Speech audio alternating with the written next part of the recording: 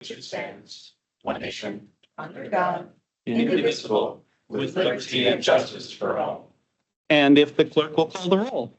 Supervisor Lawfer is here, present. Supervisor Breslin is here. Supervisor Headland is here. Supervisor Score is here. Supervisor Steen is here. Supervisor Shackleton is present. Supervisor Gary Bjork is here. Supervisor Wilsey is here. Supervisor Quinn is here. Supervisor Jetson is here. Supervisor Basham is here. Supervisor Kinnear is here. Supervisor Barrier is here. Supervisor Calabrese is joining us online. Yep, he just waved.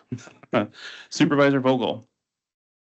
Supervisor Lyon is here. Supervisor Story. We'll see. Supervisor Vandermeulen is here. Supervisor Burnt is here. Supervisor Morehouse is here. Supervisor Hagan is here. Supervisor Thomas is present. Supervisor Prochnow is here. Supervisor Gilbert is here. Supervisor Larry Bjork is present. Supervisor Bauer is here. Supervisor Wolf is here. Supervisor Hartong is maybe joining us online. Supervisor Chair McCullough Indeed. in here. Approval of the minutes. I would need a motion in a second. Supervisor Steen moves. Supervisor Bashan seconds. Can I just note that it should be for the July 31st Yes, and August 28th? Yep. Thank you. Yes, that's good for both of you. Great. All right. Any speaking to the minutes? Seeing none, all in favor? Aye. Any opposed? Motion passes. Minutes are approved. Presentations of petitions, memorials, and other communications. We've got the petition for a December county board meeting. We just need to get enough signatures on that so that we can have a special meeting. This has to do with the broadband grants, the window in which we have to accept those essentially on behalf of the local county is very, very narrow. It'll probably be like a 10-minute online meeting. It will be very, very brief. We won't need to meet in person, but we will need to meet if we're going to get the grants approved. So there is a sheet. Is it by the? Great. Starting over there, it will move along. Sign it. We'll get it sorted. And for the record, Chair McCullough, will you state the date in which the petition has on it? I haven't seen the date on which the petition has on it, but I would be delighted to do so. Perfect. Thank you. December 18th. Great. Thank you, Supervisor Lawfer. Okay, that's the only one I have. December, yep. December 18th. Yep. We'll send out an email once. And again, it should be like very brief, probably 10-15 minutes online. Supervisor Story is now here. You can add her to the notes. Public comment. Do we have any members of the public wishing to address the board? Come on up. This is the window in which anyone can address the board for up to 3 minutes on an open topic. Hello, everyone. Oh, and just introduce yourself Yes. and address. My name is Melissa Nealand. I live at 612 13th Street Southeast in Menominee. I just wanted to come today as the director of the Dunn County Historical Society and just share some great things that are happening. 2 great things. First, earlier this spring, we were informed that our application was chosen and that the museum would be home to one of NASA's moon trees. So this is a tree whose seed was on the NASA Artemis 1 mission in 2022 and orbited the moon. And so we have now planted the tree on the museum grounds. And as far as we and NASA have been able to tell us, this is the only moon tree located in Wisconsin. It will connect to our programming for history, earth science, and conservation, as well as encouraging thinking about the future and dreaming big. We are really excited about our moon tree and are going to have a dedication ceremony on October 4th at 4 p.m. at the museum. And we want to celebrate this addition to our county. And if you are able to join us, that would be wonderful. The second thing I wanted to share with you was that 2025 is the 75th anniversary of the Dunn County Historical Society. And as a thank you and to show our appreciation to Dunn County for celebrating and preserving its history, we will actually be launching an app with walking tours that highlight communities throughout the county and their history and their stories. Our goal will be to grow these tours throughout the county as the years go on. It is important for us to represent the whole county. We're not just the Menominee Museum, we represent the whole county. And we want to highlight for both tourists and residents alike all of the things that make our community so special. If you have any ideas or interest in learning more about this and how we can work with the county, please don't hesitate to reach out. I hope to see all of you at the museum soon, and I want to thank you all so much for supporting Dunn County and our really fantastic history. Thank you. Thank you, Melissa. Anyone else? Does not look like it. I will close public comment. Appointments, there are no appointments this month. Report of the county manager, Chris. Thank you. Good evening. Before we move quickly to the audit report, I just wanted to report out to you.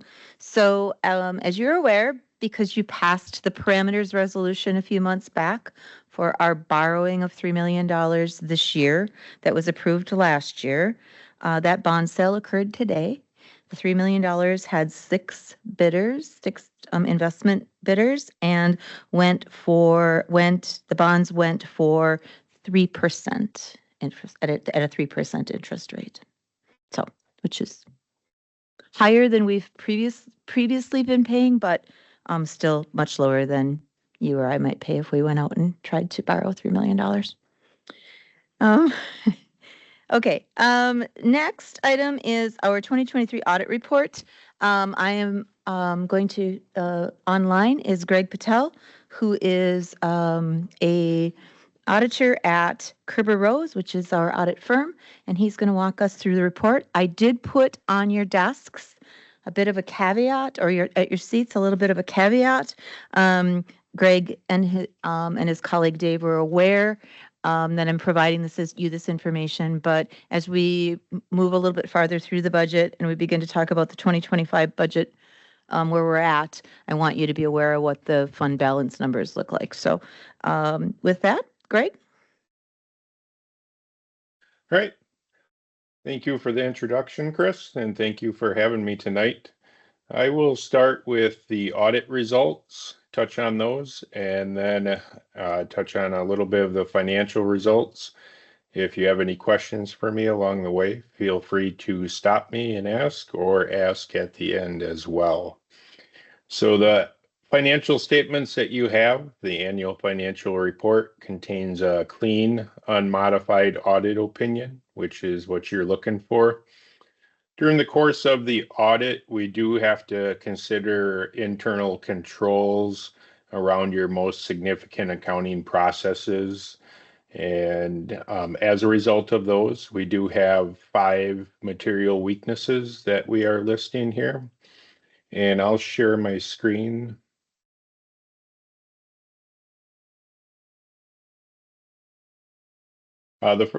All 5 are repeat findings from the 2022 report. The first one is material account adjustments. That basically states that we had to propose material account adjustments in order to have those financial statements presented in accordance with generally accepted accounting principles.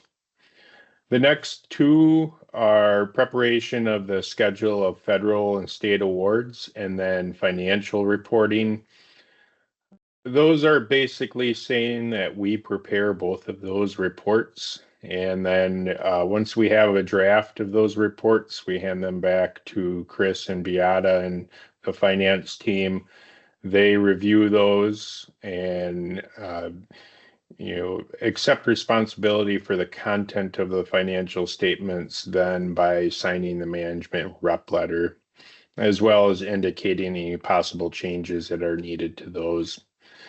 The next one is lack of segregation of duties, which states that custody of cash, record keeping, and reconciliation should all be individually done by different people in the most ideal circumstances. And so this recognizes the fact that that is not completely independent in those duties. And then the last one, internal controls over cash. The cash reconciliation process was not really completed timely, and that, as the finding states, really represents a significant risk that the county's assets could be misappropriated or fraudulent activity could be perpetuated. So we did not find fraud or misappropriation of assets, but certainly from an internal control standpoint, we would suggest that the county continue to look towards improving that cash reconciliation process. Any questions on the audit results for me? Okay. I will move on to the financial statements then. And from the governmental funds here, this first column, your general fund, is where most of your significant operating activities occur. If we look at that third line from the bottom, the net change in fund balance was an increase of $2.7 million. And as Chris alluded to, that didn't include a transfer that happened to the highway fund post 12/31/23 then, which reduced the overall general fund balance. As these statements reflect here, if we look back at the balance sheet, the unassigned fund balance is kind of the key indicator that we look at, because that really represents available resources to start the 2024 fiscal year. So that is 16.7 million, which is approximately 65% of your general fund expenditures. So it'll be the 16.7 less that transfer to the highway fund at the end of the year. From a health standpoint, anything from 20 to 30% is considered good. Anything above 30% is considered strong.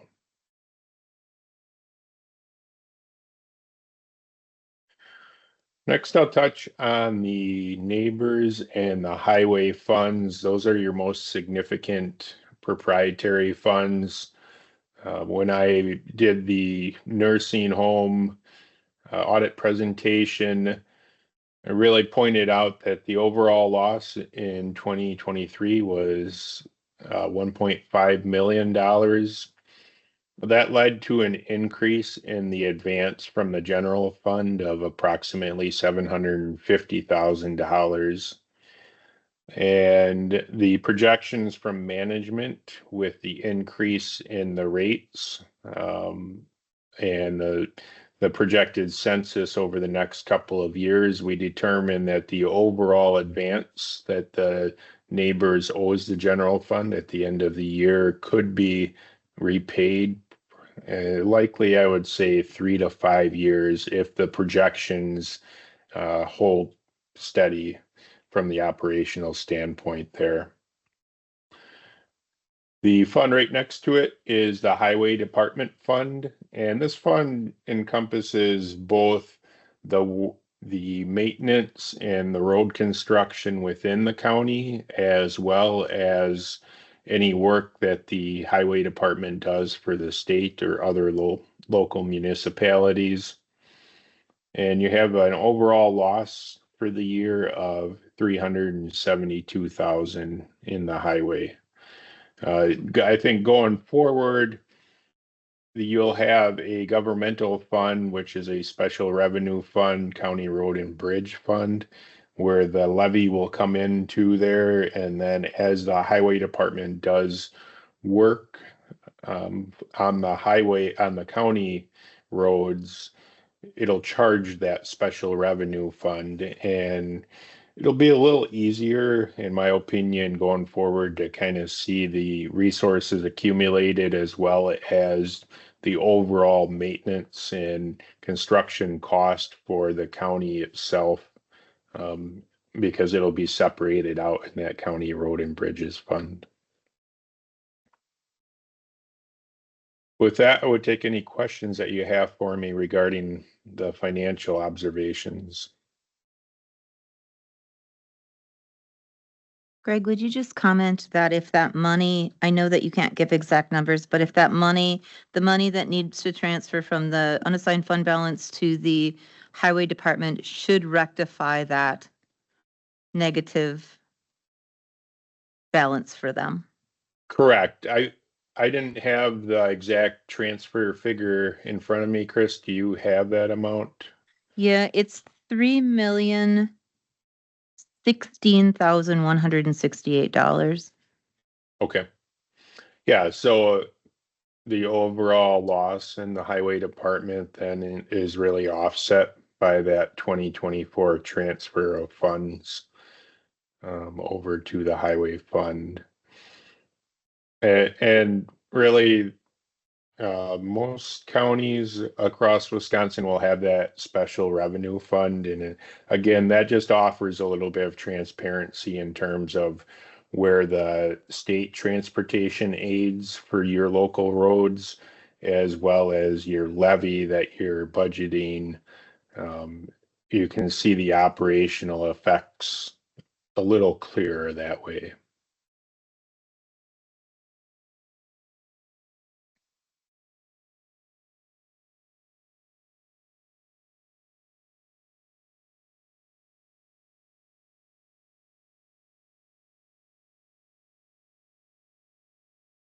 Doesn't look like there's any questions. Okay, thank you for having me. Have a great night.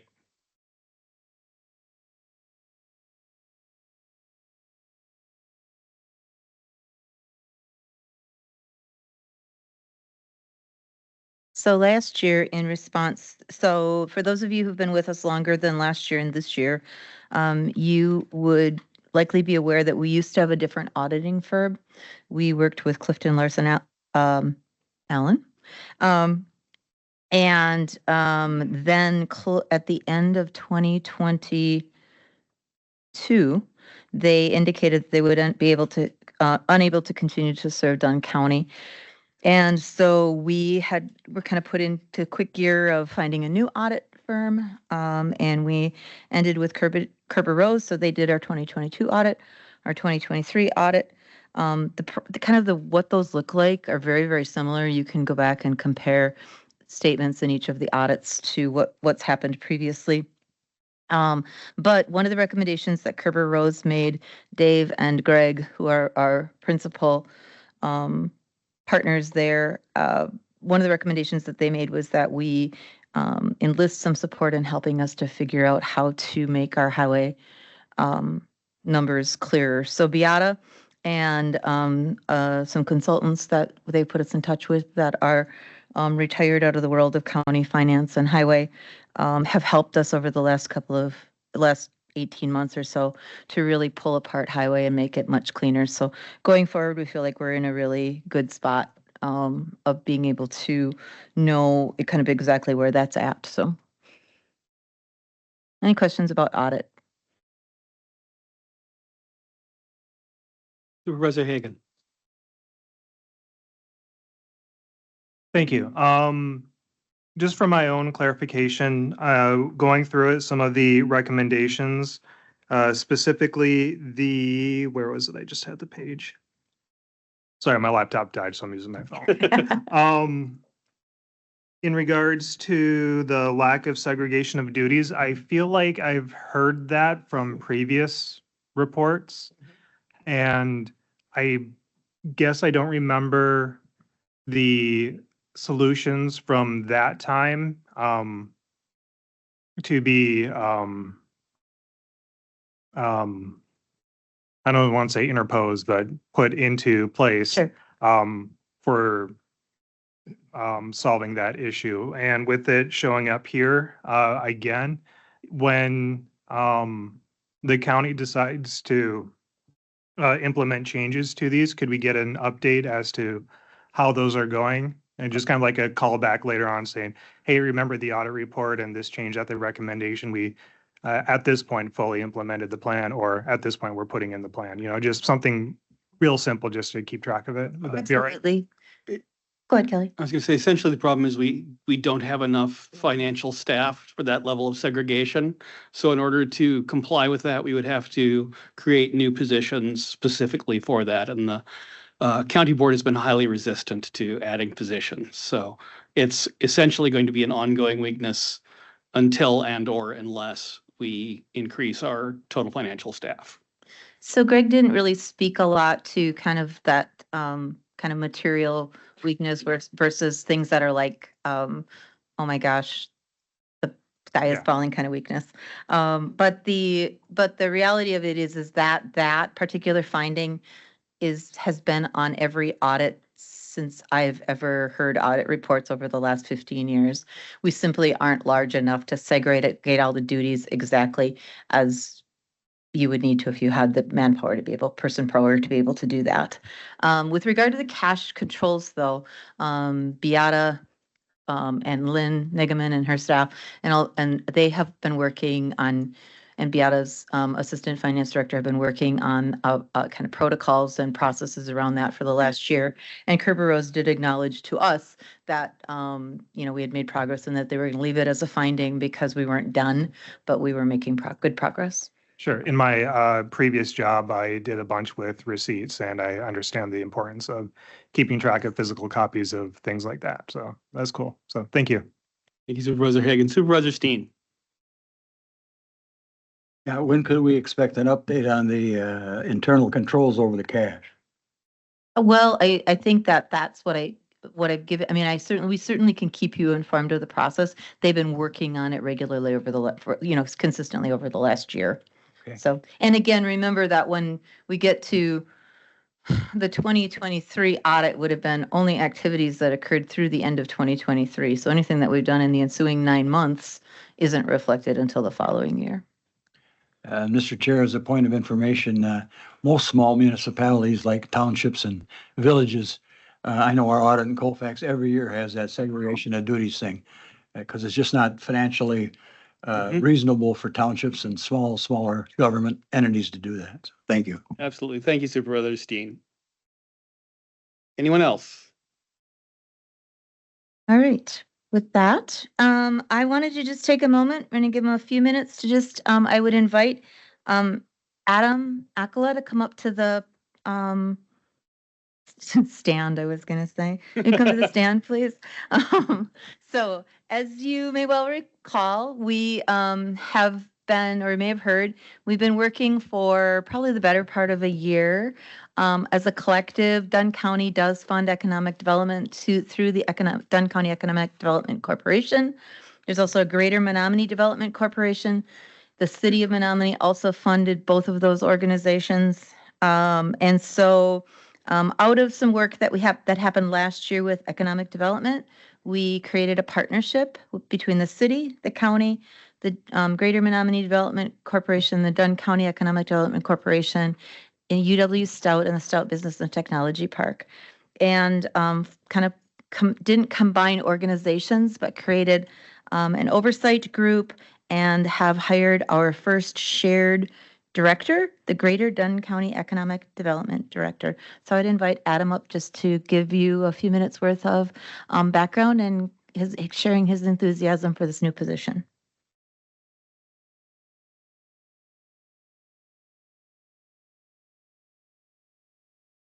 Thank you, Chris, and thank you for allowing me a few moments to speak with you this evening. So my name is Adam Akala.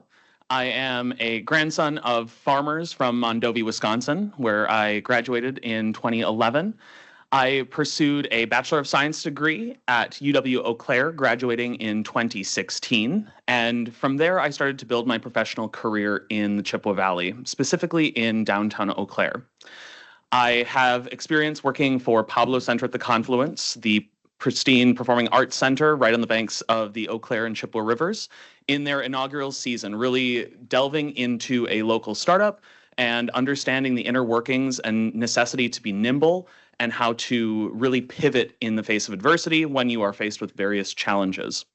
From there, I went on to build up the co-working space in Eau Claire, at that time known as CoLab, now known as the Coven Eau Claire. That was a venture put in downtown by Pablo Group to foster entrepreneurship for everyone that wanted to get involved. And I started as the programming administrator, activating the space through various activities, various events, workshops, professional development opportunities, and ecosystem building activities. So one of the main things that I was very proud of was finding an inventory of the available resources to entrepreneurs and startup businesses throughout Eau Claire, and really connecting with them to make sure that we had a strong foothold with them, so that when entrepreneurs were coming through our front door, we could refer them directly to the correct people that they should be talking to get to the answers quicker and build their businesses faster.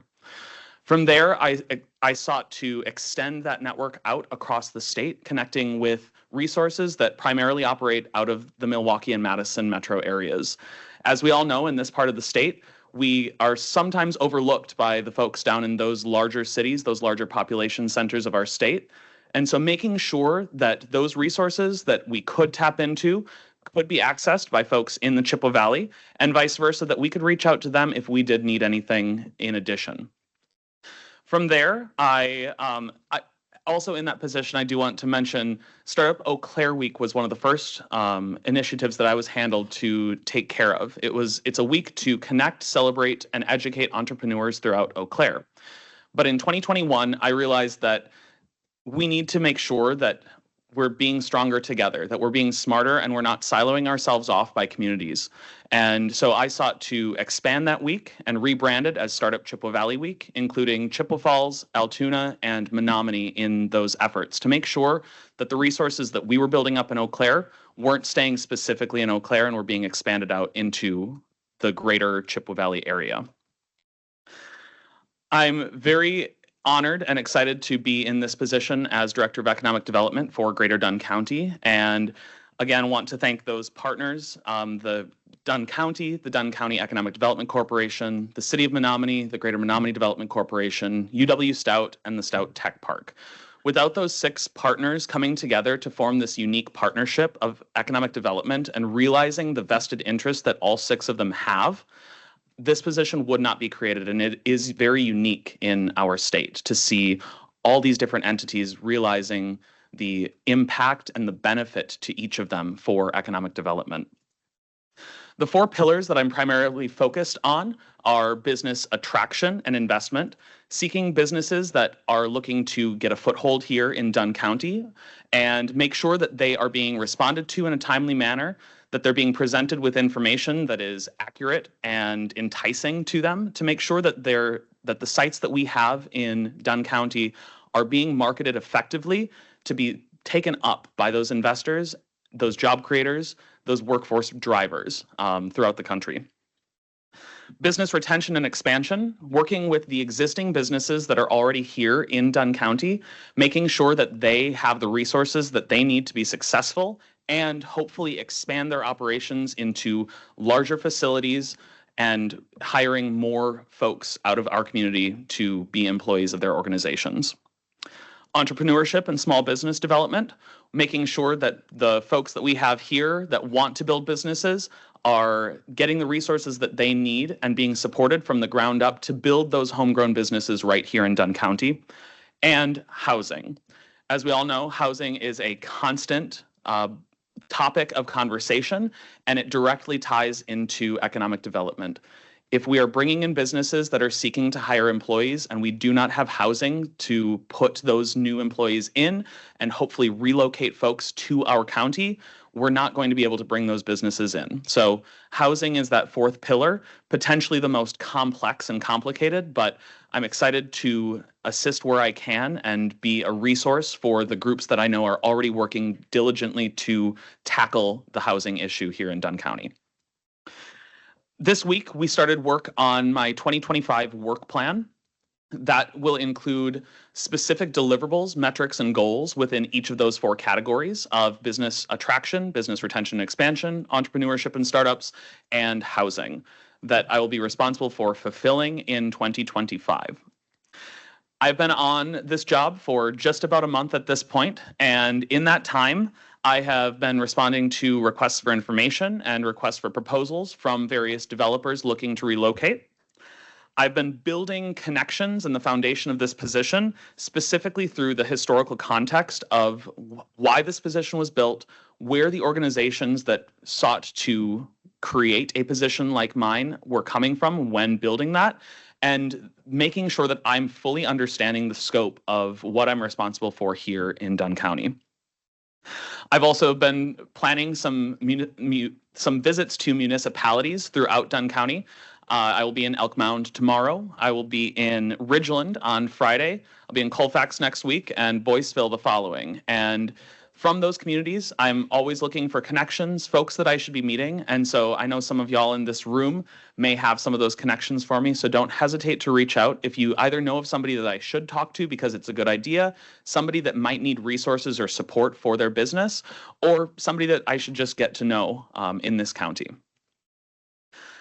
I am, again, honored and proud to be in this position. I am a point of contact and a resource for the businesses and the communities in Dunn County to lean on when they're looking for that entrepreneurial support, that business attraction support, help for their existing businesses. Whatever that may be, I'm here to help and be at that point of contact and to funnel the energy that I've already felt from the communities that I've interacted with in Dunn County, making sure that we're harnessing that energy and driving it forward for economic vitality for all communities and all citizens of Dunn County.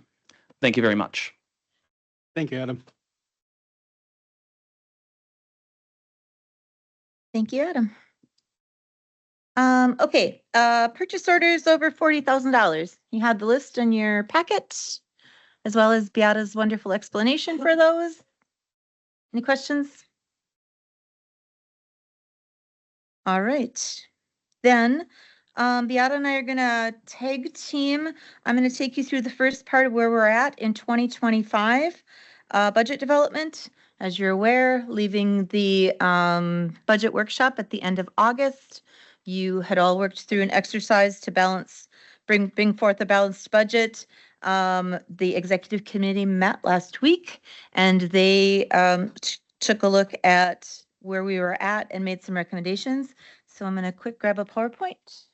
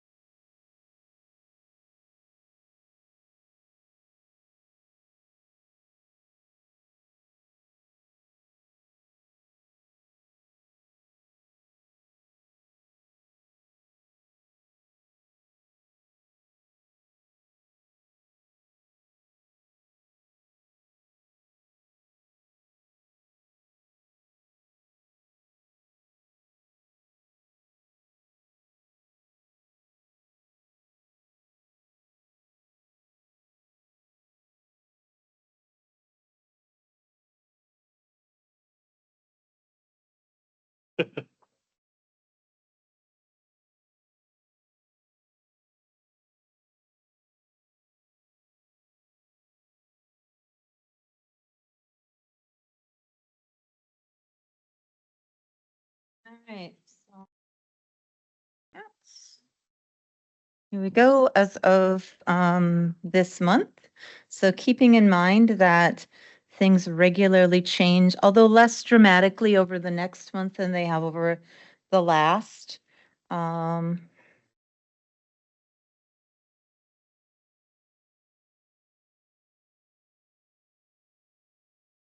Is there a way down for me to make it bigger?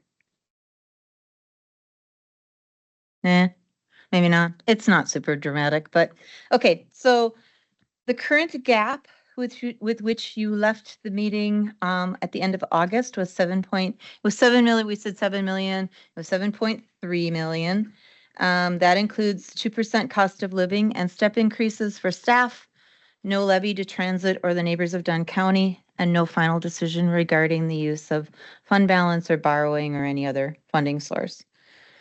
So this is probably pretty little. But let me just, that's why I provided you with a sheet of paper. If you want to know kind of where we're currently at, because there was a lot of discussion at the workshop about the use of fund balance. We ended, I'll just walk you through the numbers. We ended 2022 with $14,183,000 worth of unassigned fund balance. Unassigned simply just means that which is at your kind of what you're able to use without there being any restrictions to it. We also have other kinds of fund balance that have other parameters around their use, but unassigned is basically your free to use as you or not as you see fit. So it was about $14 million at the end of 22. Again, because we had not transferred before the end of the year the $3 million to highway. It was 16.7 for the audit report. It's really 13.7, which is a 53% ratio. Again, it's a ratio of fund balance to our expenses. And it's obviously not all of our expenses. We have a $100 million budget, but it's essentially fund balance to levy. It's not quite exactly that, but it's very close. So in 2024, we have already allocated $1.4 million worth of the fund balance in the CIP process. So that would take us to $12.3 million. And then I show you at the bottom of this list sort of what 40 and 35% look like as we work our way down. Again, having passed a fund balance policy last year, which said that we would spend or have a plan for things that were over 50% and not go below 35%. So this is the recommendation of the executive committee. And what I would say is it's simply the recommendation after this month's meeting. There is another month. They will meet again in October, early October. If you have, I would say strong feelings, but if you have feelings, thoughts, input that you wish to share, reach out to the executive committee members to talk those through. So the starting gap of $7.3 million, the recommendation would be to borrow 3, use fund balance for 2.3, we have a decrease of operations of about $1.6 million that we were able to find, and a workers' comp premium holiday of $350,000, which would get us to that 0 mark. So if you spend that much fund balance, you're at the 38% mark. Questions about any of that? And let me pop back to this slide just for a second. Decrease in operations, some of that was in some highway operations made just by kind of updated plans and numbers and knowing what could happen with that. Did include the elimination of one of the highway projects that was on the list from August, simply out of question, I shouldn't say question of capacity, but rethinking the capacity to be able to pull off all of that work in 2025. As well as by the time that we rework our salary and fringe numbers, it was about a $400,000 reduction. There was some reduction in the sheriff's department with there had been a position request, and the executive committee had not supported that request, and then subsequently there was a squad car that would have gone with that position, so that was additional savings. All of that added up to the $1.6 million. Chris, hang on a second. Supervisor Kinnear. Thank you very much. Would you clarify the borrowing and what that'd be used for? And was that used for operations or is that used for highway? Projects, highway projects. Yep. And Beata's going to come up here and talk with us about borrowing in 2 minutes or maybe 2 seconds. Anybody else? Supervisor Hagan. Thank you. Going back to the fund balance, using that up and getting us to 38%. Mhm. What did you say it was if we did not do that? What is it currently? It is currently with money you have committed for 2025 at $12.3 million. And that would be 47%. Okay. I guess what I'm getting at is, of course, numbers being nebulous, futures not, can't be certain. Since we'd be using that out of our savings account, what would it take or how long would it take? This is an impossible question. I'm sorry. How long would it take to essentially refill the coffers back to the point before borrowing this amount of money? Like I said, it's an impossible question to So answer. let me just clarify your question. So if the decision were to use $2.3 million out of the fund balance, how long would it take to kind of replenish that? Yeah. So it is a bit of the impossible question. All I can go back to is sort of historically, and I can dig those numbers up again, but to look at what was budgeted each year and at what was budgeted for use of fund balance, and then what was returned as unused or in addition to. And so it kind of varies all over the page. Certainly the last, I'd say 3 to 5 years have been much more, we've added returned money to the fund balance in a greater number than maybe in some of the previous years to that. And I'm sure that there's multiple things that contribute to that. But and then just keep in mind that when we talk about fund balance, we're really talking about operating reserves. And you really are always talking about risk. Like, what are we protecting for or against? And so by way of illustration, some places in the country have to have a very healthy fund balance because they can have weather events or natural disaster events, which can take them out of commission for a lengthy period of time, and they have to deploy a lot of emergency resources on a very short basis and pay for them. So think of wildfires, hurricanes, things like that. We don't typically have those types of activities. So our fund balance doesn't have a ton of things that risk it. It's replenished by people paying their taxes. So in order for it to have a significant hit, absent a natural disaster, like everyone would have to stop paying their taxes, in which case we're all in trouble.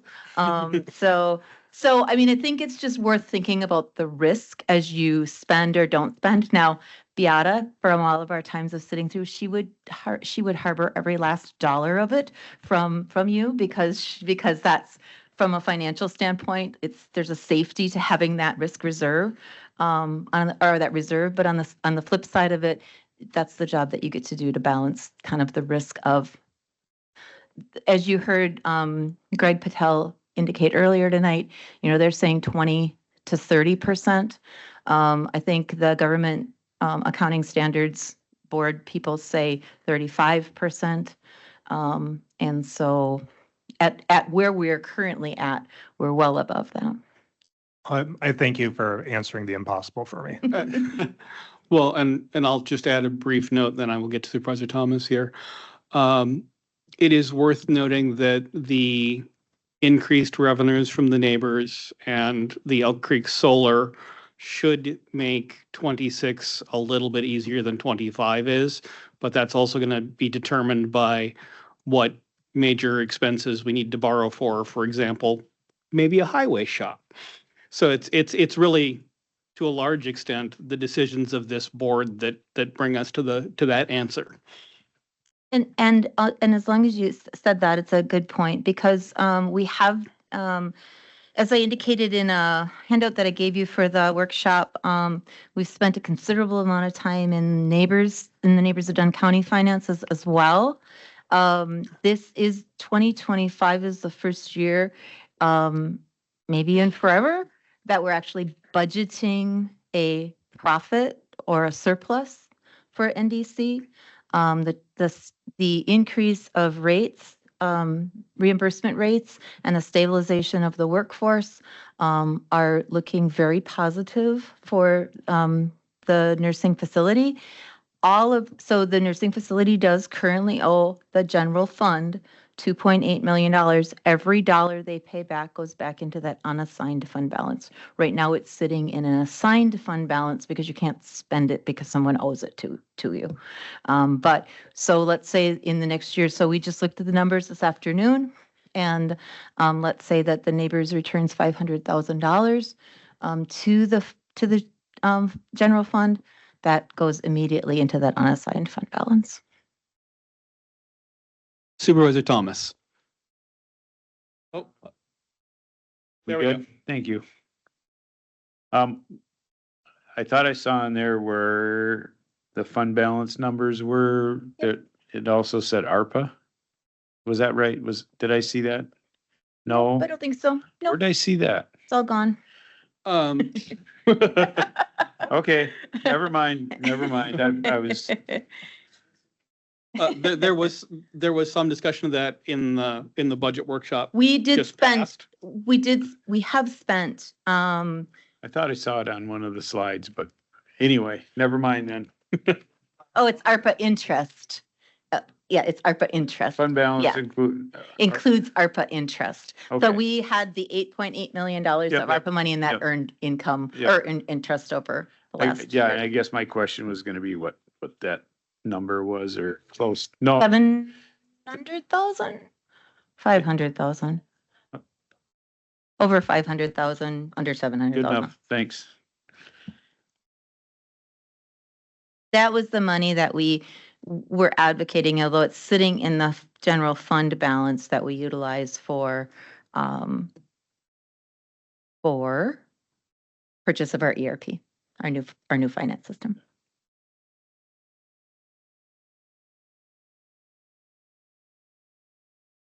That looks We're like good? it for the moment. Okay, then I'm going to invite Beata up to come and talk with you a bit about debt. She's going to do a bit of a truncated version of what she did with what we intended to do at the budget workshop and ran out of time.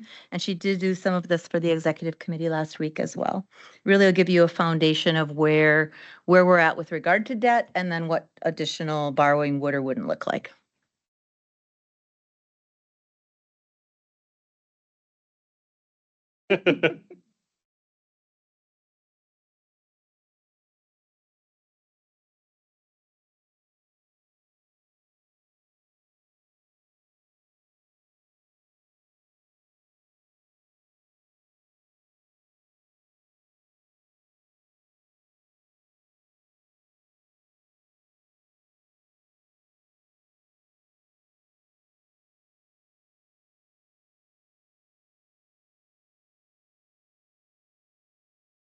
There we go.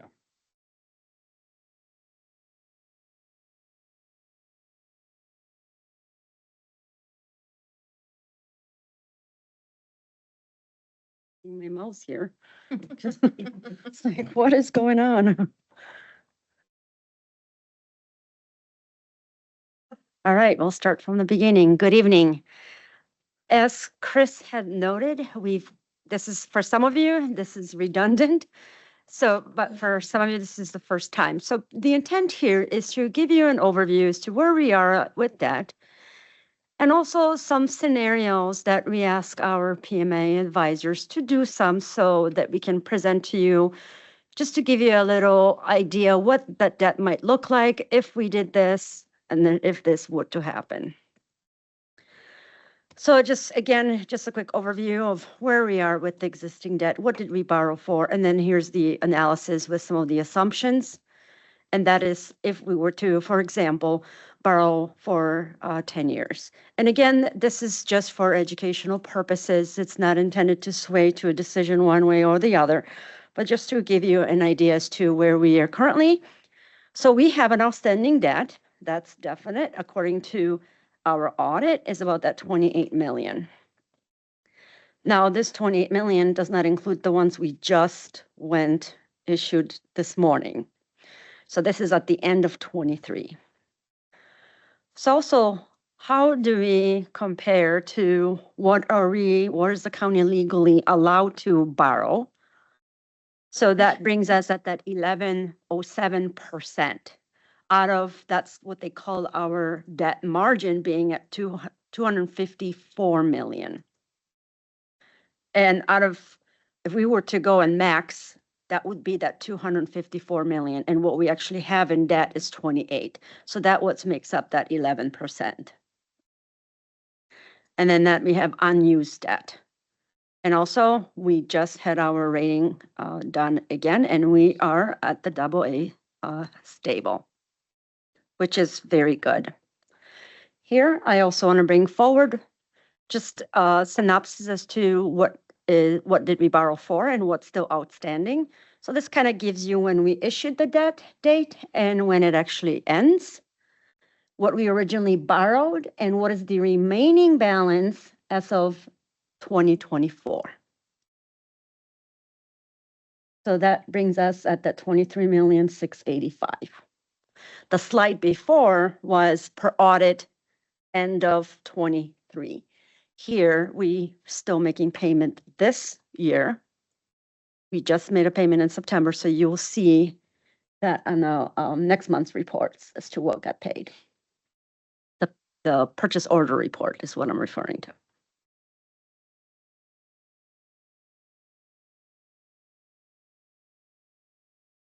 So here is, again, our existing debt. If I just go back to this one, I did include the debt that we're borrowed today. And those principal payment will not begin until 2027. So 25 will be interest and 26 would be interest only. That would be our payment for this particular added debt of 3 million. So then that includes what we just borrowed today as to where's our debt looking like as we paying it off. So as you see, from 25 all the way till the one that we currently have will go through 34.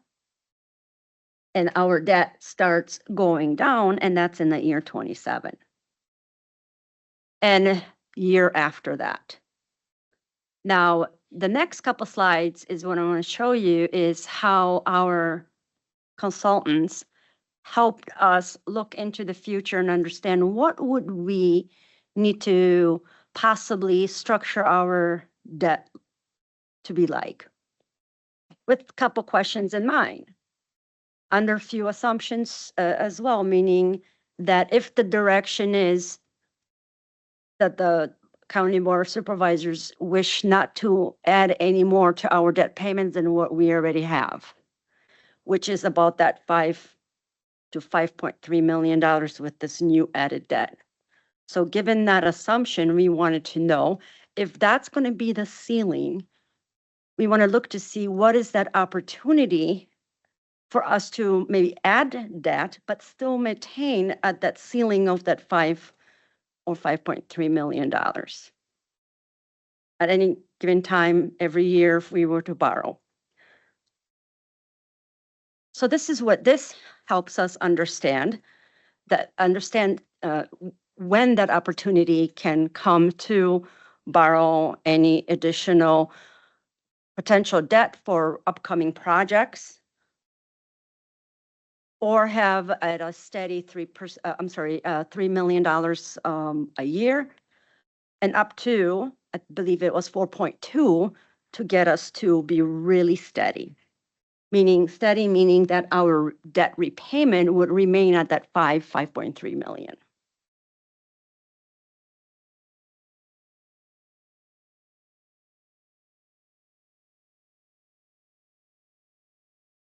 So 10-year borrowing analysis, this schedule is based on no increase in our current debt service levy. That's what I was referring to, that 5.3 million. And that could be in a range from from 3 million to 4.1 million to maintain at that 5.3 million consistently. And that's what this slide shows as the top line, 5.3, which is that purple line.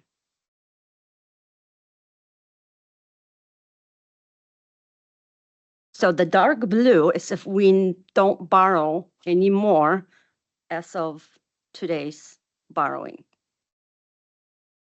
if we call it quits, then the dark blue would be how soon we would pay off that debt. The lighter blue is that opportunity up to what ceiling we could borrow as we paying off the debt at those multiple years. So you see that in 26, that light blue, it's a little smaller. We're going to have some debt that's going to be paid off, and that's where it takes that leap down in 27, 28. And that's when that opportunity comes to say, would that be a time to perhaps take on additional projects or something else that might be on the horizon? If it remains just at that 3 million at next year, the following year, preceding years, and so on, I don't have that slide here, but that would still be below that $5.3 million. So if we borrow $3 million this year, next year, the following year, and preceding years, then we pay off more than what we borrow. So eventually, that dark blue, well, you would see it mirrored, but it will be just stretched out for a longer period of time. But that purple line is that top ceiling. So that could be 1 year you borrow 3, 3, 4, and this is what that slide tells you. We have an opportunity to borrow 4 million in 2026. But then again, that is if that ceiling is locked in and this county board wishes not to go above that.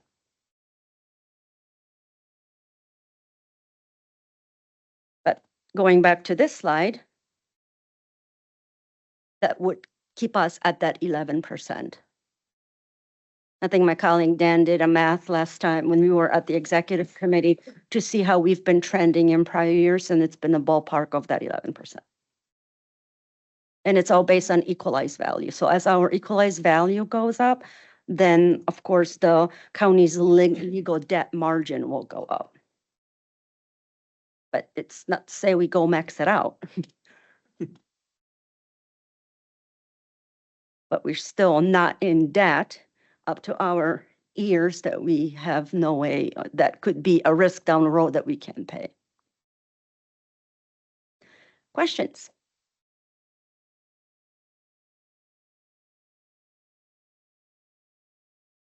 Okay, thank you very much. Stop sharing for a second. I sure. Thing I want to share with them. And I think I'm gonna leave, out of here, this virtual world, but I'm gonna be here. Okay. I just want to share one other thing with you very quickly. This question came up with executive committee as to where we have historically stood with regard to our all right. Where we have stood historically with regard to our equalized value and our debt limit and that percentage. And because our equalized value has continued to go up, so has our percentage. Let's see here.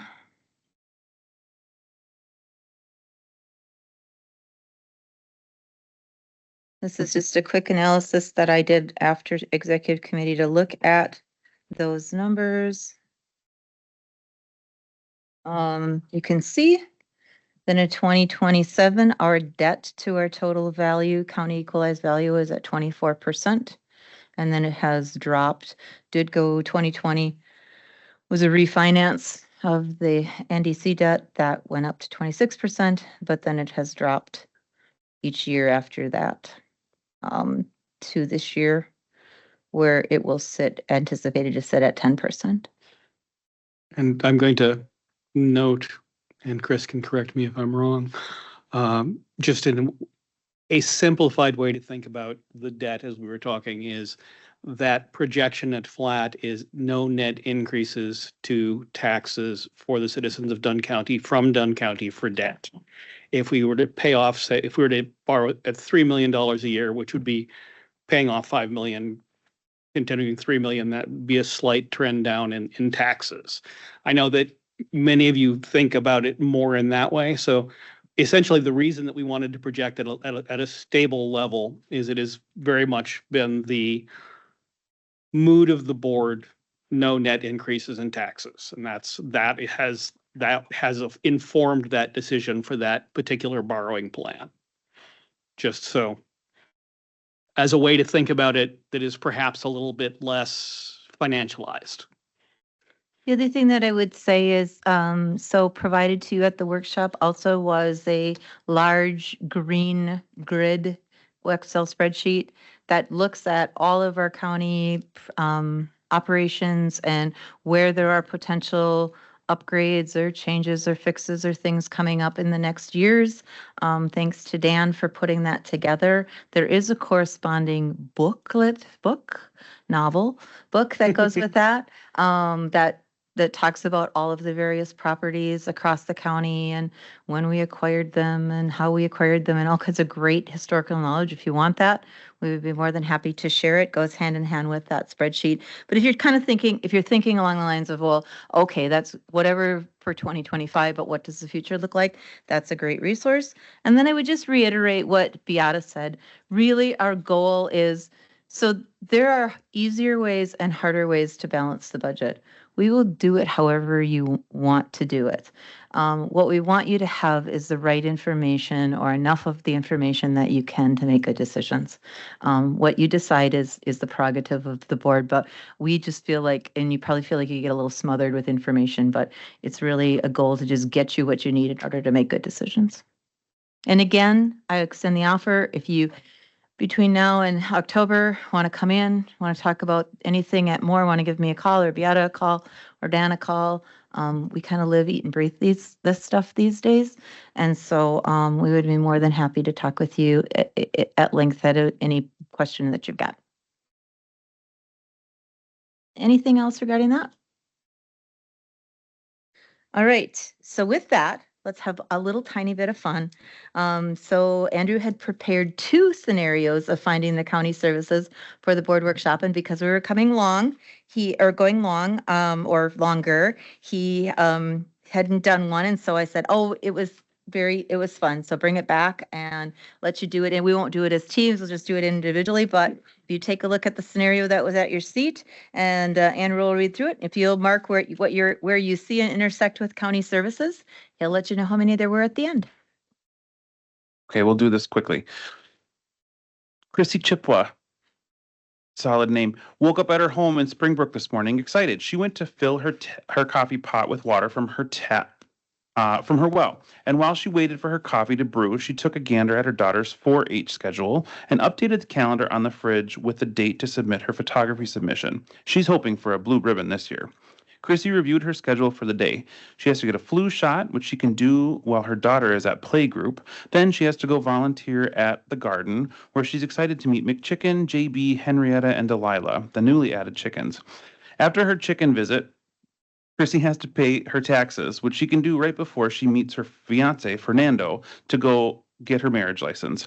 She's excited because she's marrying the love of her life today and can't wait to have Judge Meyer marry them. Oh, Chrissy better make sure she has her divorce decree from James. James, what a mistake that was. He's behind on his child support payments. Chrissy better call Josie to talk about her options. Then she better check in on where James is at with his family treatment court. Anyway, Chrissy is looking forward to her wedding photos and celebratory picnic with her daughter, Fernando, and her mother, Sue, in Zeal Park this afternoon to celebrate her marriage. Speaking of which, Chrissy better call her mother, Sue, to make sure she's made it to her appointment to check on the new benefits of the PACT Act since her husband was exposed to Agent Orange in Vietnam. Oh, witnesses for her marriage. Chrissy better call her best friend, Andrea Nodoff, and Nick Lang to confirm that they'll be in Judge Meyer's chamber at 2 p.m. Oh, and don't forget to write thank you cards to Marcy Rosas for helping her through the difficult time when her dad Charles passed away in the home last month. 10 a.m., time is flying by. Chrissy better get on with her exciting day. So, if you tally up the number of county services that were mentioned in here, 19? Gary Steen with 19? Do I hear 20? No, I'm just kidding. We also had the staff in the back do this, so we'll have to see. Ron got 20? 22? Oh. Okay, well, that's exciting because I actually had 17, but, so. I got 15, I'm glad so- that you saw the, whole component. All right, so she went to fill her coffee pot with water from her well, land and water, right? And she waited for coffee to brew. She took a gander at her daughter's 4-H schedule extension. Yada, yada, photography submission. She's hoping for a blue ribbon this year. That's the Dunn County Fair. Chrissy reviewed her schedule for the day. She has to get a flu shot, health department, which she can do while her daughter is at playgroup. That's the Department of Human Services. And then she has to go volunteer at the garden, the jail garden, where she's going to meet all the new chickens. She has to pay her taxes. That's the Dunn County Treasurer. Meets her fiance Fernando to get her marriage license. That's me, the Dunn County Clerk. She can't wait to have Judge Meyer, that's the judges, marry them. She has to get her divorce decree. That would be the clerk of court, not your county clerk. James, what a mistake that was. Child support payment, child support. Then she better check on where James is at with his family treatment court. That's the Criminal Justice Collaborating Council. And then they're getting married in Zeal Park. That's facilities and parks. And then Sue has, her mother, Sue, made her to her appointment to check on the benefits of the PACT Act. That was a tricky, veterans, well done. And then the district attorney and corporation counsel are going to be serving as her witnesses. Very exciting. And Marcy Rosas is a medical examiner. So at 17, but I'm really excited that Gary Steen and Ron Score got more. You at 19. All right. So that's it. So just to show you like the kind of hidden services that happen that you might not always think about, but the county really touches people's lives every single day. So. All right. Chris, do you have anything else or? All right, that ends the report of the county manager. On to reports of departments, district attorney. Oh, just sorry. Supervisor Larry Bjork. I'm gonna just kind of hold this question, but then we had the report here with the county services and thank goodness I don't need most of those. But I do face a challenge every year, twice a year, in paying my property tax. And I look on page 30 of notes the financial statement, and it talks about years acquired attached certificates for delinquent property tax. And if you would look at that, the jump from 20 to 21 is from 88,000 to 21, 165,000 delinquent. And 2022, 295,000 delinquent. Does anybody is there any information on how we are in collecting taxes to other counties? Is everybody seeing the same increase?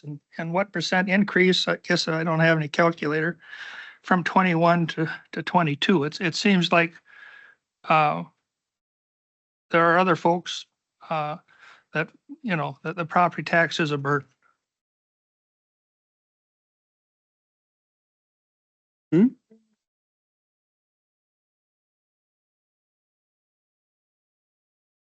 Lynn, do you want to take a crack at that or not?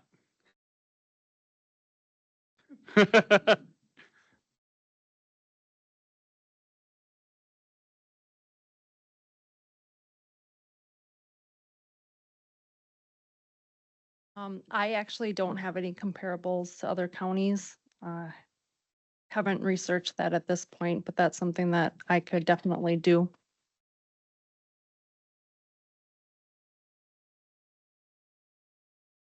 From 165,000 220 up to 295,400. Bob? Is that the penalties and interest that you're referring to? I didn't have Well, the it's page packet. 30 and it's delinquent property tax general fund. General fund showed an investment. Well, I don't even know how to do that. So anyway. basically, anyone who doesn't pay their taxes by the due date on July 31st becomes delinquent. And then interest gets charged back to the January 31st due Right. date. I'm aware of that. Been there, done that. So I don't know how that compares to other counties. I would have to do a Well, little it's research. there just seems to be a rapid increase percentage wise in delinquent taxes.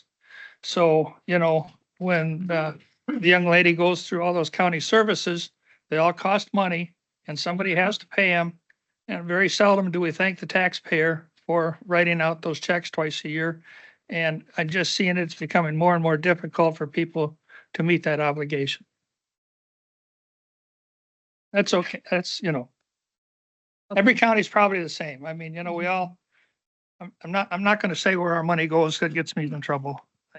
All right, thank you Supervisor Bjork. Andrea.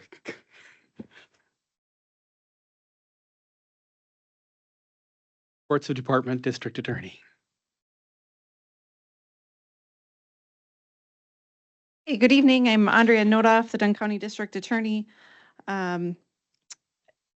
It's a honor and privilege to serve as the District Attorney. I love my job. I've served here since 2014. I think it's one of the best jobs you get to do. I get to go to court every day. People lead interesting lives.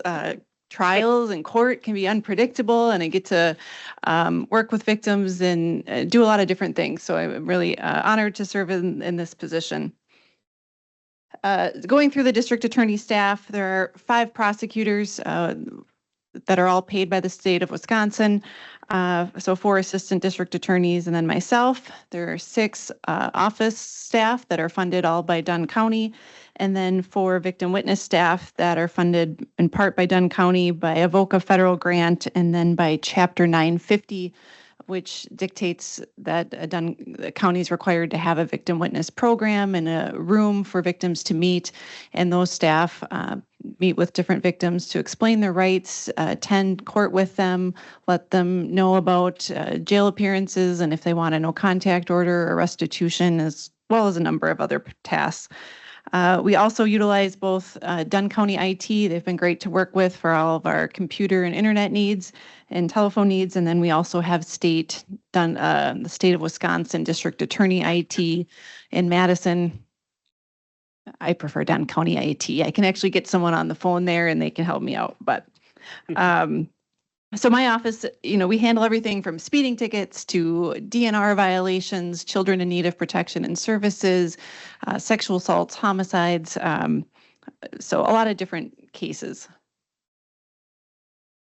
So the number of cases in 2023, which seems like a long time ago, it was up for criminal traffic, misdemeanors, and felonies. We were slightly up in all those areas. So 534 misdemeanors, 478 felonies. Back in the day, when media used to come to court a lot, when I first came to Dunn County, that doesn't seem to happen anymore. It seems that every now and then we get a little snippet on WQOW, but or different news media, but it's rare to see a news reporter in court from start to finish. And so what I've started doing in these cases is talk about a case that is notable or interesting. And so one I wanted to talk about tonight is State versus Thomas Bartels. It's a child sexual assault case. That case went to jury trial and he was convicted of all counts. But there were 2 different victims. The cases were eventually joined together into one trial. Victim 1 was a child who was sexually assaulted between the ages of 14 to 16 and did not immediately report. The defendant in this case had some physical disabilities, used a walker, and so hired this victim to help him with chores around the house. And the sexual assaults didn't begin right away.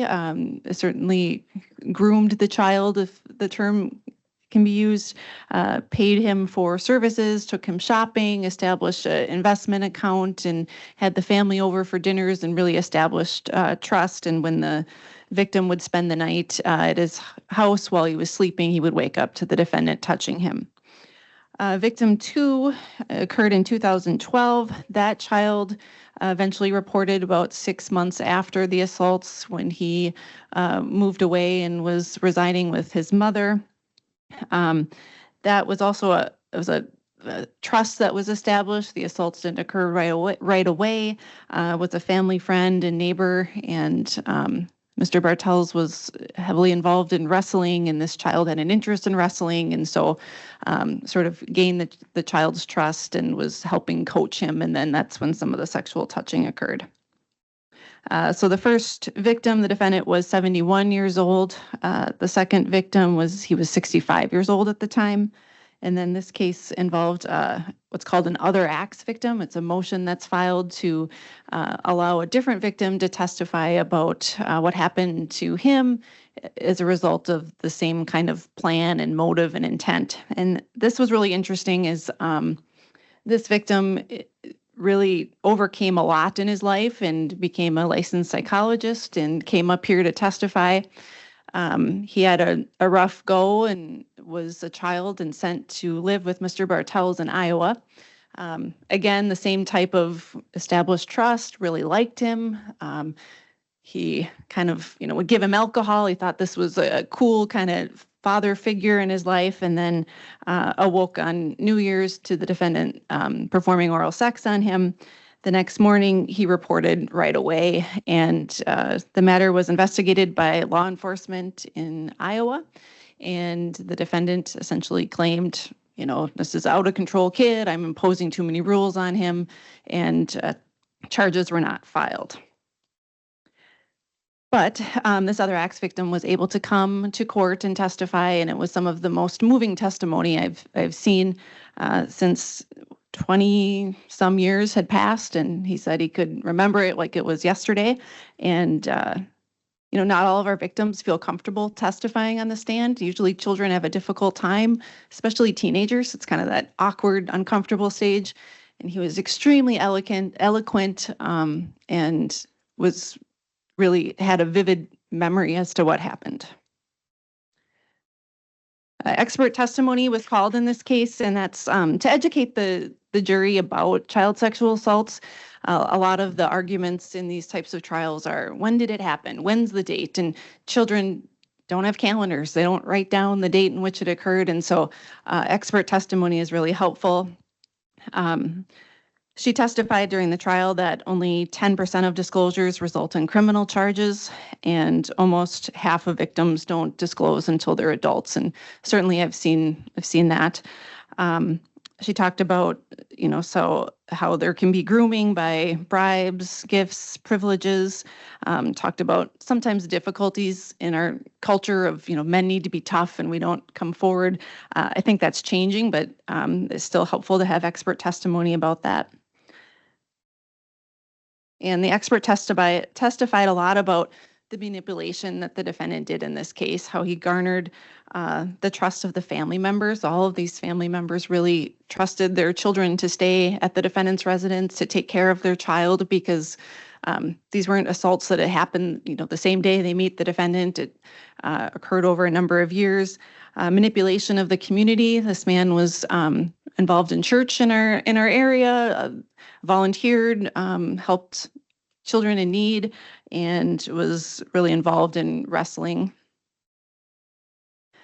This case was also really interesting as the Menominee Police Department was able to locate a caretaker who lived in the same residence who was hired by the defendant, and she testified about a number of red flags she saw as the victim one was living in the same place. She testified how the defendant was giddy talking about that victim, how he took him shopping a lot, how, he told her that he liked wrestling because he liked the feeling of young boys. And so she was able to come also from another state to testify about that.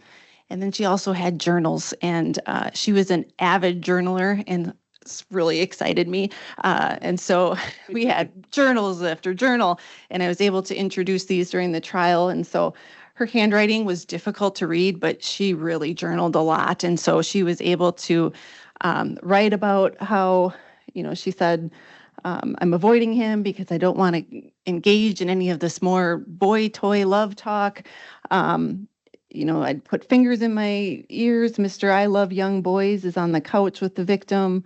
And she, was able to write about what she observed, and that was admissible during the trial. And then she also, this was one of my favorite passages. I'm pretty disgusted with Tom and his ongoing seduction of young victim. The man ought to be locked up away, far away from young boys. And so really exciting evidence to have. And so any of you that journal, please hang on to them. You never know. So Mr. Bartel's, following the trial, was convicted of all counts, sentenced to 26 years of initial confinement and 8 years of extended supervision. He was 76 years old at the time of sentencing. Also briefly wanted to talk about another case these are in the annual report, but this is just providing a little bit more detail, and that is State of Wisconsin versus Justin Gibson and Christopher Olson. This is a case involving fentanyl, which we're starting to see a little bit more of. Certainly, I still think OWIs we had 324 OWI cases in 2023, so that's a big chunk of it. But we're starting to see more of these, starting to see fentanyl used and laced in cutting other drugs. But this was a traffic stop initiated by the Wisconsin State Patrol. These two individuals had resided in North Dakota, traveled to Chicago to pick up all these drugs, and then were headed back when the traffic stop occurred in Dunn County, right off the interstate. This driver fled the scene and tossed the fentanyl pills out the window, which were later recovered. Kind of real hard to see, but they're light blue pills here. I have a better view, but this is how they were located in the snowbank when the State Patrol found them. And here's a better view. So it was 208 grams of fentanyl. Fentanyl is a synthetic opiate. It's 50 to 100 times more potent than morphine. So one of these pills can be cut up into 4 different sections. And I think our math was it was approximately 8,320 doses. It's a large amount of fentanyl. And so these charges, the passenger was sentenced to 5 years of initial confinement, followed by 7 years of extended supervision on the possession with intent to deliver fentanyl. And the driver was sentenced to 5 years of initial confinement, followed by 5 years extended supervision. Certainly open to any questions, concerns. We have an open door policy. Happy to have you attend court or give me a call, or anyone else in our office you ever have questions about a case. Any questions anyone has? Supervisor Laufer, sorry. Yeah. I was just curious, who determines the punishment for these convicted people? Who is it that actually determines what punishment there is for each crime? Yeah, it's up to the judge that's assigned the case. So we have 3 judges, James Peterson, Christina Meyer, and Luke Wagner. So it depends on who's assigned the case. So it's not a punishment that's determined by the state or federal government for these here. That's all just determined locally, whatever. Yep, that's determined by the judges. And so the state will certainly make a recommendation, the defense will make a recommendation, and then it's up to the judge to decide. Certain crimes have required sentences. So sometimes you'll see a real significant charge for a child sexual assault. So if it's sexual intercourse with a child under the age of 12, if they're convicted of that, it's a mandatory 25 years of initial confinement. OWIs are also offenses where there's guidelines, but the judges tend to generally stay within those. And like possession of child pornography is a mandatory 3 years of initial confinement and 3 years of extended supervision. But otherwise, it's up to the judge as to what he or she deems appropriate. Thank you. Yeah, you're welcome. That looks like it. Thank you. Thank you. Treasurer Len.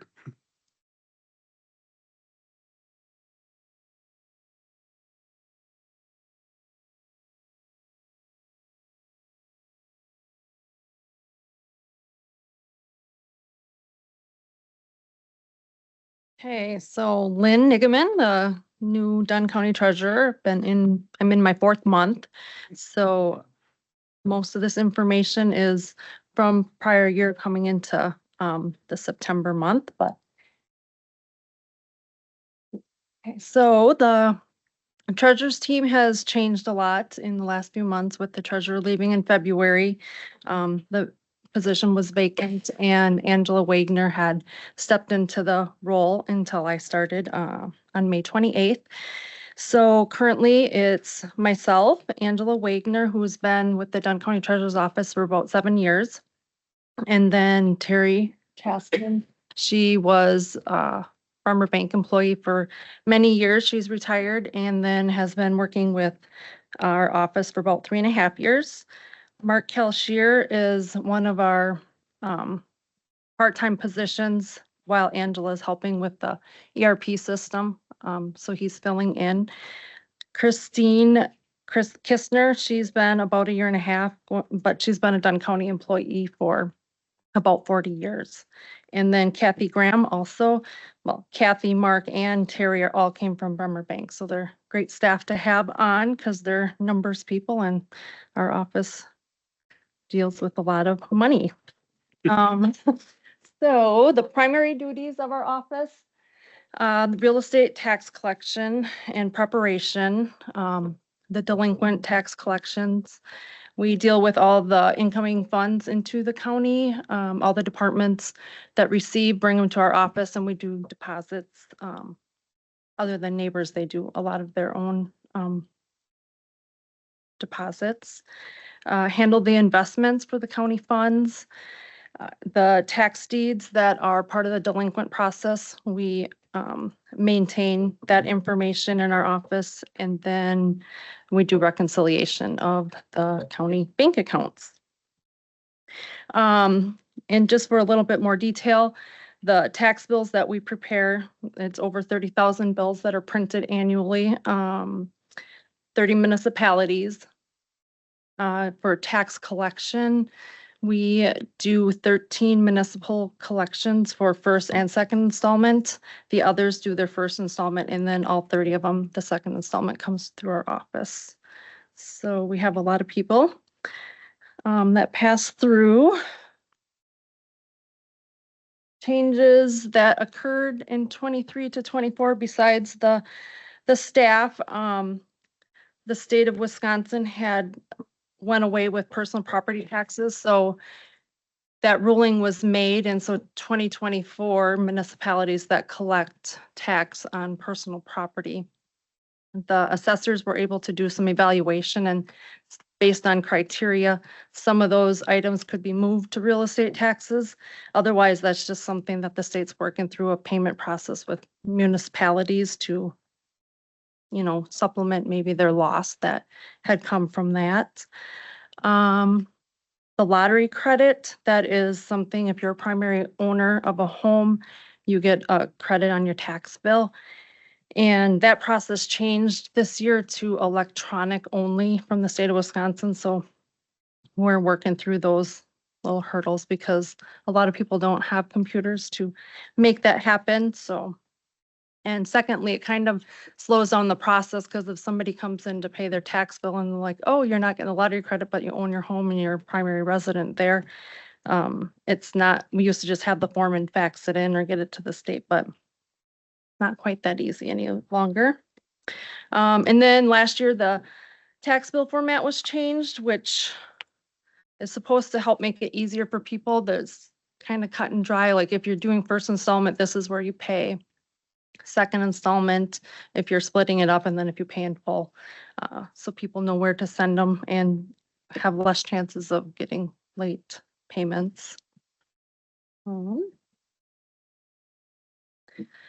This is just a little chart. So if you had the packet, it does a comparison of the last 3 years and where each of the categories on a tax bill. You see the school districts, usually special districts, which you only see that if you fall into that category. You'll see a change in that category from 22 to 23 because Tanner Lake District, that is something that Tanner Township people have a tax that they're paying now. CBTC and then state, which that is usually zero now. Used to be something that was a line item. And then Dunn County that I highlighted just for your reference. And then the local governments. And then if they have tax increment districts, I broke those out. And then you'll see the decreases on people's tax bills include the state school credit, the lottery credit, and the first dollar credit.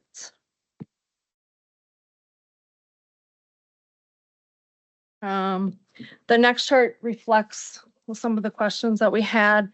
And this is running from our GCS report showing people who were delinquent. So our unpaid tax balances.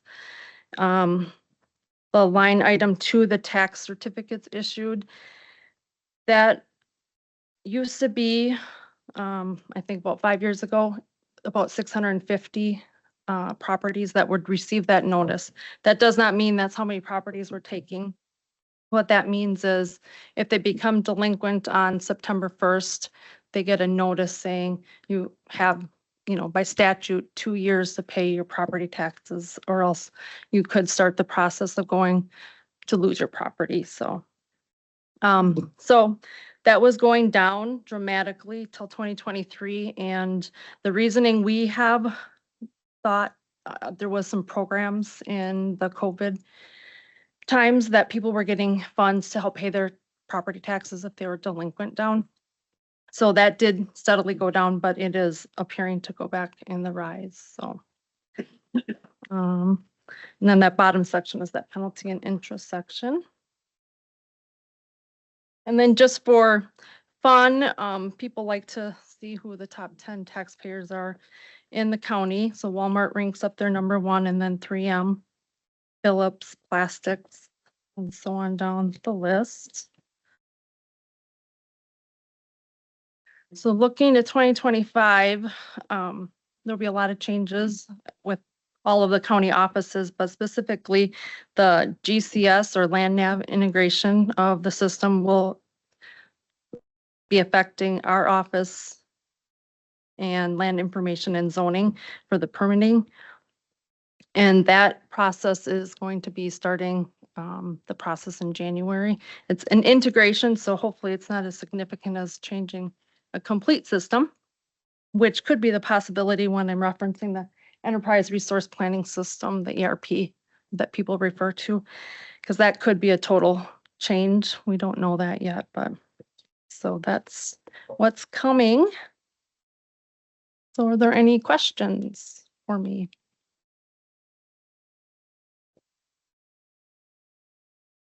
Supervisor Lyon. Lynn, what is the first dollar? Is that the first dollar credit?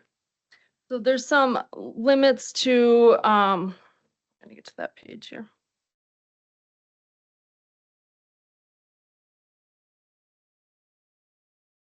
So there's some limits set when people own homes that allow for credit, and there's like maximum values. If you had a low value home, you wouldn't qualify for as much of the credit.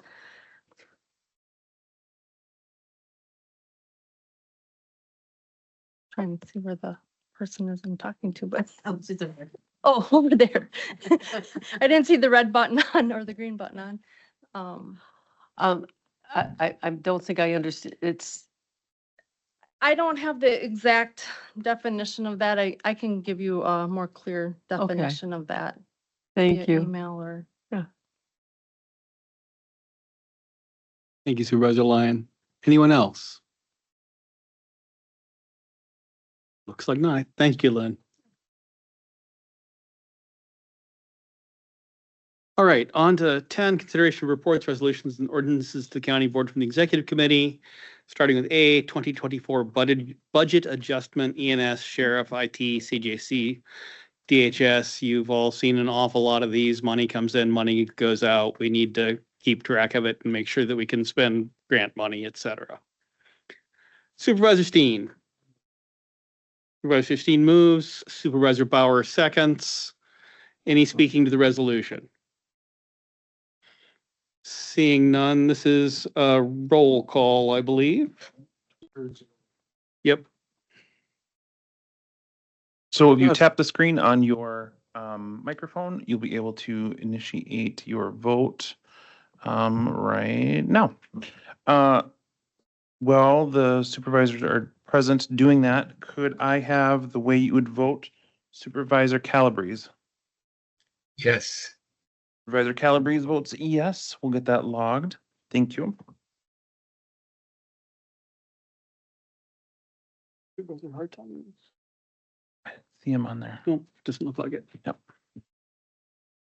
Okay, and we're just waiting for, I mean, we have it, but. Motion passes. Great, thank you all. Item B, resolution appointing the new corporation council. I would need a motion and a second. Supervisor Steen moves, Supervisor Morehouse seconds.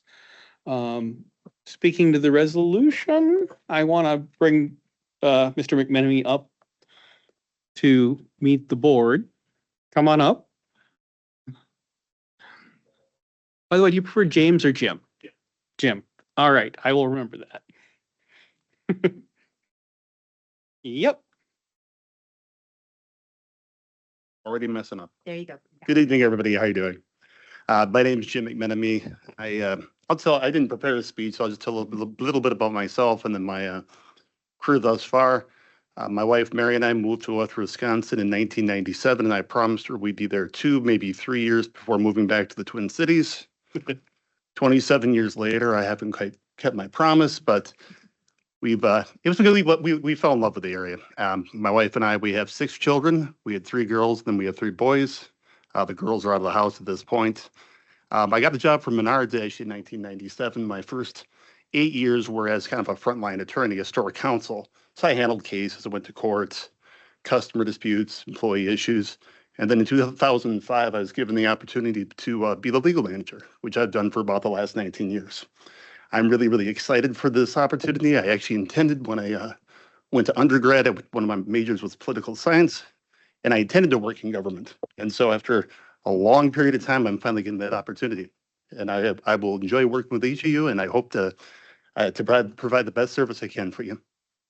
Thank you. Does anyone have any? All right. There we go. Supervisor Larry Bjork. I was. You looked my way because you read my mind. So what can you tell me about law school you attended and how you picked that school? And what classwork did you have in law school that you think is going to really help you along in this job? I did take 2 different governmental, one was municipality law, and I did take one that was more state and federal law. I went to William Mitchell College of Law, graduated from there in 1996. I'm glad you're a fan. Oh, wow.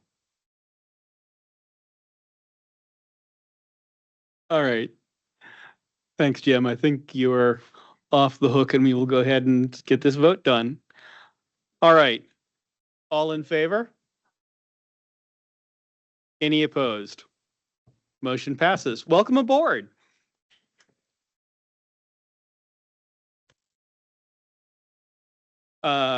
C, ordinance amending the Land Information Council, first reading. I need a motion and a second. Supervisor Burnt and Supervisor Morehouse. You've all got it in your packet. It's first reading. We'll have any extended discussion that needs to be had next time around. Moving on to D, resolution to amend the 2025 capital improvements plan for solar geothermal installation. I need a motion and a second. Supervisor Steen. Supervisor Vogel, did I miss you there? Okay, we'll go Supervisor Vogel and then Supervisor Steen. I think that's more appropriate given how much work Supervisor Vogel has put into this. You all got you got the paper packet, you all got a preview of this at the budget workshop. If anyone has any questions, I'm sure that we can speak to those. So, Supervisor Larry Bjork. Thank you, Mr. Chairman. I was fortunate enough to be in the Facilities Committee meeting when the young fellow made the presentation to go geothermal and solar. And I had expressed to him at that time that in the town of Springbrook where I live and talking to residents that they certainly didn't like the idea of looking at a couple thousand acres of solar panels across the road. But they did mention, it says, I wish at least they'd be made in the United States of America. So I asked the guy at that first facilities meeting if that was going to be the case. And he assured me was the case. But then when we had our breakout meetings, I was sort of told, I don't know what I was told, but he can't guarantee that they're US made solar panels. Is that where we're at? The plan is to prioritize that, and the expectation is that they will be US made solar panels, but given supply crunches, it might not happen that way, but that's certainly the intention. Good enough for me. Anyone else? All right. All in favor? Any opposed? Motion passes. And I'm going to note for the record the enormous amount of work that the late Supervisor Keeter did on this project, and following him, the late Supervisor Rogers. And then Ann Vogel has picked up the torch and done a great deal of work. And Dan Dunbar has done stellar staff work. And this is just fabulous. And I also appreciate all of the work the Facilities Committee has done on this, because I know it has been a great deal of work. Thank you very much. All right, consideration of reports, resolutions, and ordinances coming to the county board from the standing committees, planning, resources, and development, rezone. You've seen a lot of these. I need a motion in a second. Supervisor Quinn moves, Supervisor Morehouse seconds. Does anyone need further speaking on this? All right, seeing none, all in favor? Any opposed? Motion passes. Announcements, our next meeting will be October 16th. And that's the only one I've got. Chris? I was going to say someone should come up with some sort of really super legally complex question to ask Nick so that Jim gets a flavor for what he's in for. Or, you could store that up for the next meeting. I'll answer the one that wasn't asked. Oh, actually, it was Supervisor Bjork asked. There's nothing that you take in law school that prepares you. Thank you, Nick. No. And with that, we are adjourned.